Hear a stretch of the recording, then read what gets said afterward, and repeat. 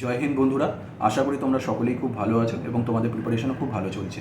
তোমরা প্রত্যেকেই জানো এসএসসি সিজিএল 2025-এর নোটিফিকেশান কিন্তু অলরেডি বেরিয়ে গেছে এবং এর ফর্ম ফিল আপও চালু হয়ে গেছে, যে ফর্ম ফিল আপ চলবে জুলাই মাসের 5 তারিখ পর্যন্ত। সুতরাং তোমরা যারা এই পরীক্ষায় বসতে চাও এই সীমিত সময়ের মধ্যে অবশ্যই ফর্ম ফিল আপ করে দিও। কথা হচ্ছে এবারে এসএসসি সিজিএলে দুটো উল্লেখযোগ্য পরিবর্তন ঘটেছে। এক নম্বর পরিবর্তন যেটা হচ্ছে নতুন নর্মালাইজেশন পদ্ধতি, সেটা নিয়ে আমরা এই ভিডিওতে ডিসকাস করব না। ডিসকাস করব অন্য একটা গুরুত্বপূর্ণ পরিবর্তন যেটা এখনও কার্যকরী হয়নি, বাট হলে অনেক ক্যান্ডিডেটের অনেক উপকার হয় সেটা নিয়ে।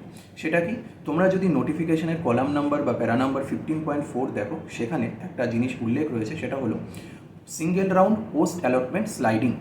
এখন এই জিনিসটা কি?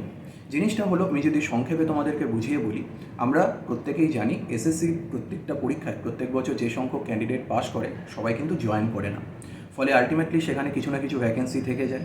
এখন যে ক্যান্ডিডেটরা সামান্য কিছু মার্কসের জন্য বাদ পড়ে যায় তারা কিন্তু সেখানে জয়েন করতে পারে না, কারণ এসএসসিতে কোনো ওয়েটিং লিস্টই হয় না। এই ওয়েটিং লিস্ট না থাকার কারণে ওই যে ফাঁকা পোস্টগুলো যেগুলো কেউ জয়েন করলো না, যার জন্য ফাঁকা থেকে গেল, ওগুলো কিন্তু পুরোটা ভ্যাকেন্টি পড়ে থাকে, পরের বারে সিজিএলে গিয়ে অ্যাড হয়। যে পোস্টগুলোতে যারা সামান্য কিছু মার্কসের জন্য বাদ পড়লো তারা জয়েন করতে পারতো। তো এই কারণের জন্য এই জিনিসগুলোকে মাথায় রেখে এবছর এসএসসি এই স্কিমটা নিয়ে আসার কথা ভাবনা চিন্তা করছে, যেটা হচ্ছে single round post allotment sliding. এটাতে কি হবে?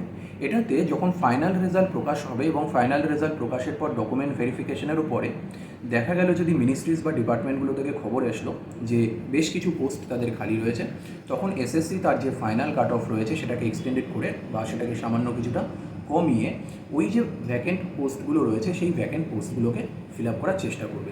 আমি যদি সংক্ষেপে কথায় বলি, সহজ কথায় বলি, ধরো 1000টা ভ্যাকেন্সি রয়েছে, 1000টা ভ্যাকেন্সির পরে দেখা গেল তোমার ডকুমেন্ট ভেরিফিকেশনের পরেও 80 জন জয়েন করলো না, তাহলে এসএসসি চেষ্টা করবে ওই 1000 র্যাঙ্কের পরে যারা রয়েছে, অর্থাৎ যারা পরবর্তী 80 জন রয়েছে, তাদেরকে ডেকে নেওয়ার মতন একটা নতুন কাট অফ বের করে তাদেরকে জয়েন করানোর চেষ্টা করবে, কিন্তু এটা একবারই হবে।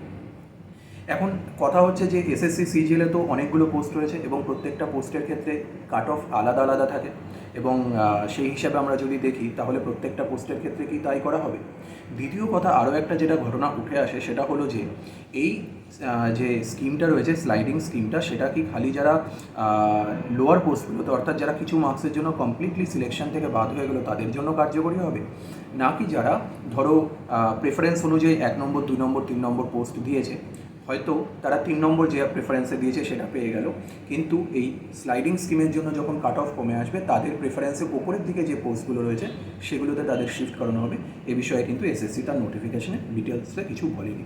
তবে যেটা বলা আছে সেটা হলো এই স্কিমটা এসএসসির ভাবনা চিন্তার মধ্যে রয়েছে এবং এই স্কিমটা দ্বারা ভারত সরকারের অনুমোদন এখনও পায়নি, তারা সরকারকে জানিয়েছে যদি অনুমোদন পাওয়া যায় তবে কিন্তু সেটা এসএসসি এই বিষয়ে কীভাবে তারা এই জিনিসটাকে কার্যকরী করবে সেই বিষয়ে একটা নোটিফিকেশন, বিস্তারিত নোটিফিকেশন পাবলিশ করবে।